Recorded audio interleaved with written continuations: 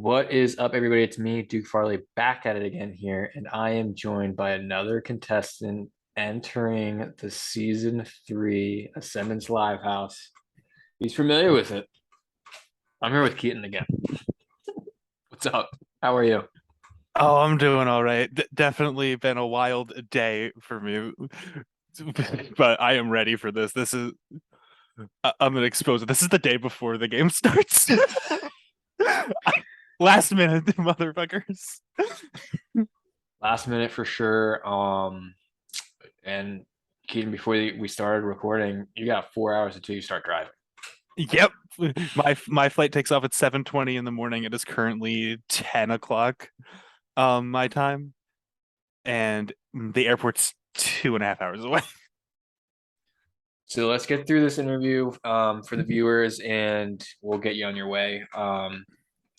And to start off, I want to let the viewers know a little bit more about you, Keaton. If they didn't know enough from season two, I want you to describe your perfect day.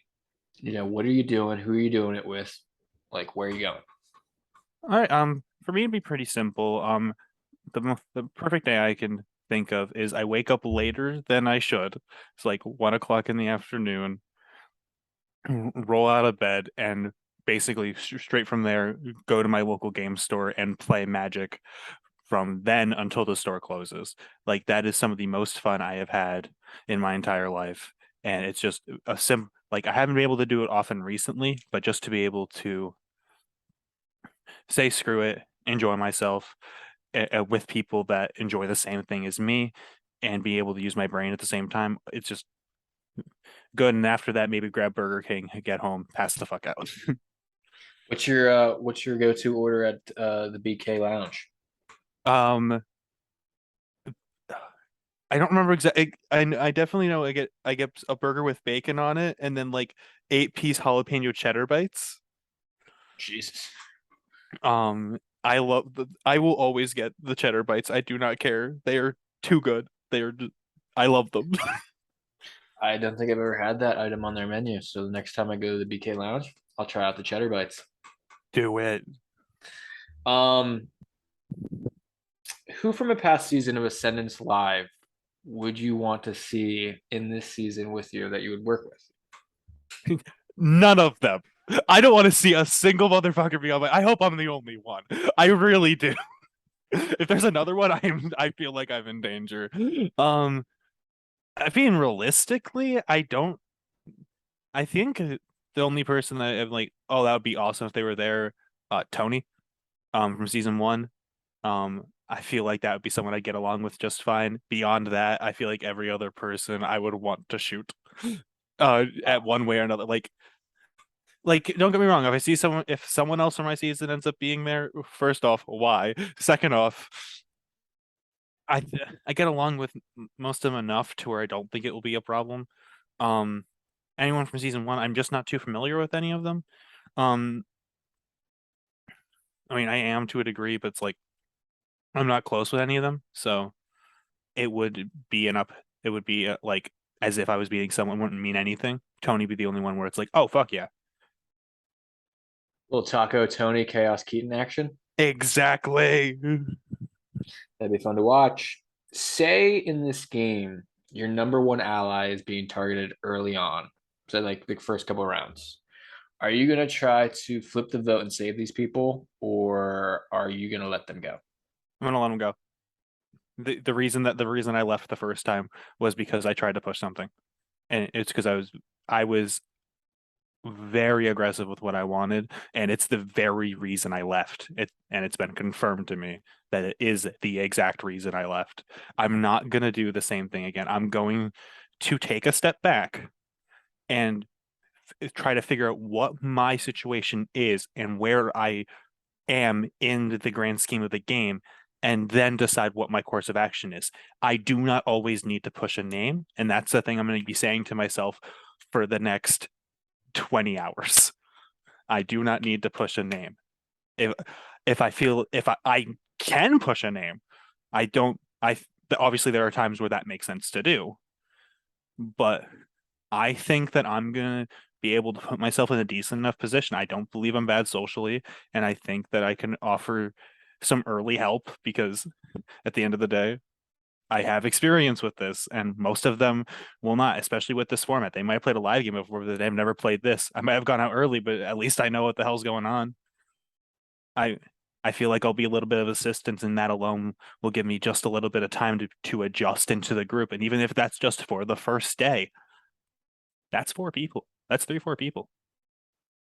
That's the early game, and that will be exactly what I need to fully figure out my situation and make the best decision for myself round after round and take it round by round. What's a challenge that you're going to dominate at? Um, none. Food chain. Food. I'll say if food chain exists, that will be the only thing. Could have Or been. hierarchy. Like God, if I was there last time, I would have loved that. But if that happens, I feel like that's one of the few things I think I can navigate. Fine. Beyond that, no, I didn't do great at the things last time. Um, I am so scared for the the word scramble challenge where the tiles. If that exists again, I might just end up spelling planet again. Like I am scared. I might also be looking up words just to have words in my brain because I couldn't think of one last time. So, the correct answer is probably nothing. I don't feel too confident in my physical ability. Um, but if things come back from the past, I think I have a better idea of how to execute it, even things I didn't participate in because I did get to witness them occur. So I have a little bit of an edge there as well. I'm hoping the knowledge I have will help me there. Um, as you know, Keaton, sleep is a huge factor in Ascendance Live. How many hours can you efficiently operate on? Two. I I don't need a lot of sleep, and I didn't get a lot of sleep in my 2 days of playing the first time. Um, I'll tell you right now, no one's sleeping the first night. No one is. We didn't the first time. Everyone was up until like 3 a.m. And I will not be surprised if that happens again. I'm not going to need it. Like I already operate on not a lot of sleep. I can operate on 6 hours just fine. So that's what I'm expecting I'm going to end up getting because some people care more about sleep than others. So eventually people are going to go to bed. You're listening to me, you're like, what the fuck? That I simply could not. But it's I don't need a lot. Like, granted, more will be better, but I'm expecting 5 to 6 hours during the days of the game, and that's not going to be a big problem for me. Sometimes less is more. Exactly. I mean, every moment you're awake is an opportunity to make a bond or be able to form a move without anyone knowing. So, But every time you're asleep, you could also maybe do that.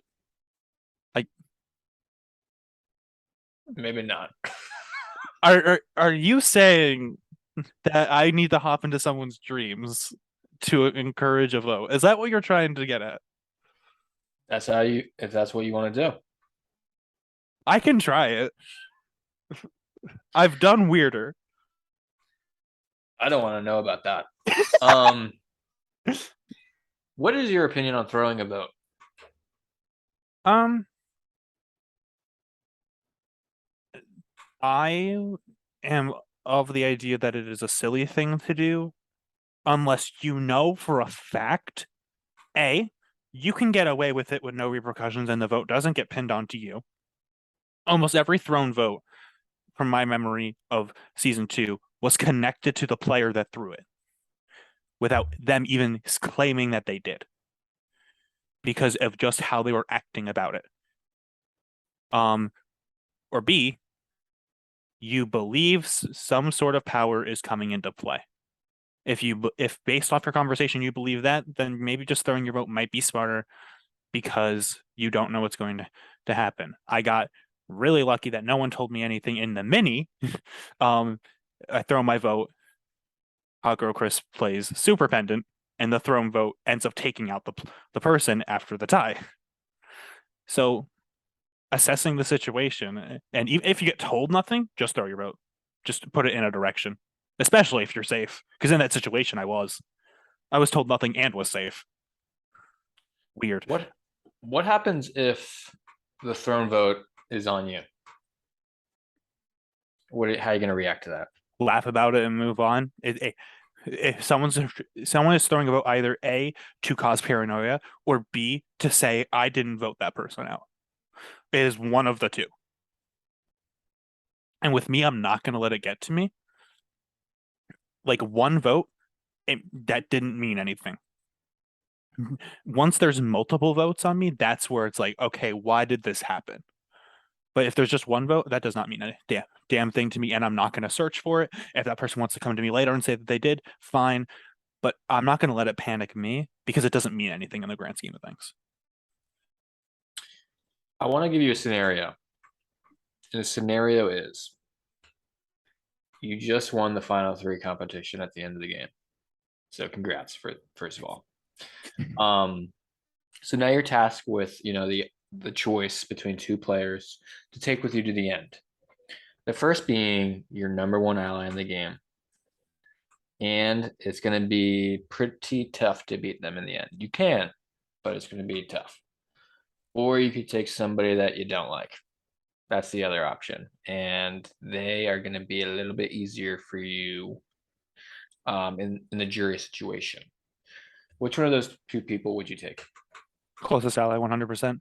Um, I am not of the mindset that I don't play games to win per se. It's always nice to win, but it's not like I want to win. I would do everything in my power to win. I want to play to be able to look back at the game and be happy with the game I played. Unfortunately, I didn't get that the first time. So that is my entire goal going into this, to be able to just be happy of the game I played. And I would be a lot less happy with myself taking the person that I actively didn't get along with or didn't like, as opposed to the person that I worked alongside with to get to the point that I was. It would feel dirty to take them out at that point.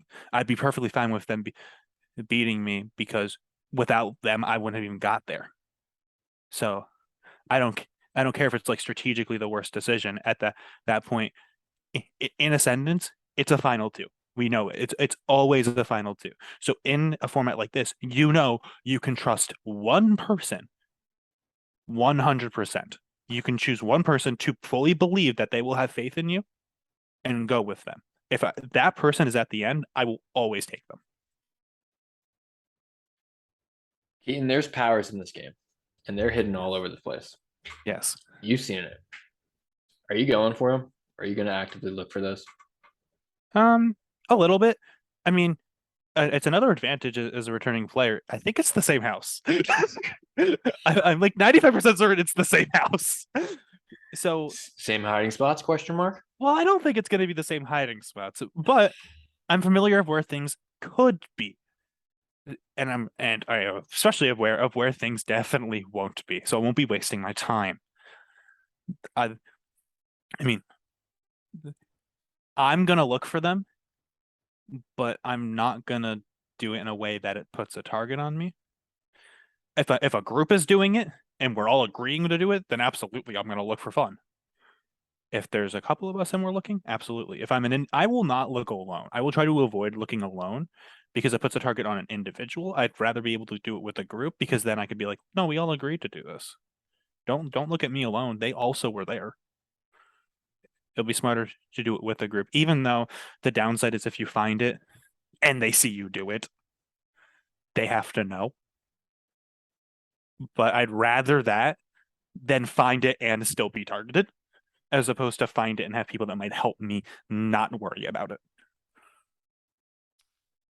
So you were it's like what, 8 hours before like you're leaving to go to the game. My next question is what are you doing to prepare? But I I mean, mean, the can't do only much now. the only thing I can do is just not allow myself to get stressed out about it because that's what happened the first time. And unfortunately, my mental state did not get much better once the person that walked out directly after me was there. It made it very hard for me to want to play the game properly. I I'm gonna be highly shocked if someone like that is there again. So I already think that my state going into the game is going to be better than it was the first time. My blood won't completely run cold the second someone walks into the room, but more than likely I'm going to be the last one walking into the room. So, but I'm just not trying to get myself stressed out about it. I'm just thinking about what I did in the past and what I liked about the short game that I played and what absolutely has to change. And just taking that and not letting too much else get to me. At the end of the day, it's a week to get away. It's going to be with a bunch of people that I probably have seen before to some degree. Even if I don't do well in the game, it's going to be a good time. I'm going to have fun with a lot of good people. So that's what I'm trying to think about. Think less about the game, more about the good time that's going to be. Make sure you hold on to your wallet. Okay, listen. It was on me the entire time. This time I'm just gonna make sure I know where I fucking put it. It's going in here. It's going in this motherfucking bag the second that I get there. And I'm gonna have several people watch me do it. Maybe get a chain wallet. I don't know. That might have not been a bad idea. I wish I thought about that. Um, Besides winning the game, what's one thing that you want to accomplish with this experience? I mean, I've already said it, but I'll say it again. I want to feel good about the game I played. I don't care if I get like ninth and obviously nowhere near a win. If I'm happy about the game I played and the journey it took for me to get to that point, it's all good. Like I just want to feel good about the game I played and make some improvement from what I did the first time. Because I did not think I'm gonna be real with you. I shouldn't be having this opportunity because Matthew Papa, I'm gonna expose your ass for a second. Directly after Exposed. the directly after the finale, I looked at him and said, I'm never playing Ascendance again, am I? He said, no, probably not. So like after that, I was like it felt like such a sour note. And fate is giving me another opportunity to have a better ending than what I had. And if this is the last time, I'll be I, as long as I don't do the same thing twice, I will be happy. Papa's fun like that, huh? Little little sourpuss he is. Oh, Um, absolutely. So hypothetically, if there was a spot, um, yeah, my before I close out this interview, Keaton, is there anything else interesting that you want to tell me or the viewers? um, I am just hoping that more of the character that I like to be when it comes to these games can shine in it. Like I still was the character absolutely, but obviously it felt flat. I just want to be able to to be more carefree about it, enjoy myself with it, and not let history repeat itself. If I can do that, it's the entire week is going to be absolutely fantastic.